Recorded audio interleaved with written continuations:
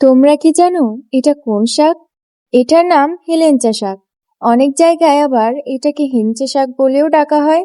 এই বর্ষার সময় বৃষ্টিতে বাড়ির আনাচে কানাচে, পুকুর পাড়ে বা পড়ে থাকা জমিতে এমন কচি কচি একদম টাটকা হেলেঞ্চা শাক জন্মায়। দেখতে যেমন সুন্দর, খেতেও তেমন মজার। এই শাক শুধু সুস্বাদুই নয়, পুষ্টিগুণেও ভরপুর।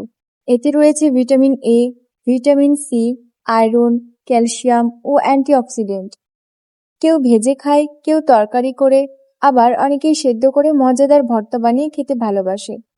আজ সকাল সকাল মা আমাকে এই শাকগুলো তুলতে বলেছিল, কারণ আজ এই হেলেঞ্চা শাক সেদ্ধ করে দারুণ মজার ভর্তা বানানো হবে। গ্রামের জীবনটাই আলাদা। আমরা গ্রামের মানুষ। শাক, সবজি, মাছ, এমনকি অনেক সময় মাংসের ব্যবস্থাও নিজেরাই করি। নিজের হাতে টাটকা জিনিস তুলে এনে রান্না করে খাওয়ার আনন্দই যেন অন্যরকম। তোমাদের এলাকায় এই শাকটা কি নামে ডাকে? আর তোমরা কিভাবে খেতে সবচেয়ে বেশি পছন্দ করো? কমেন্টে অবশ্যই জানাও।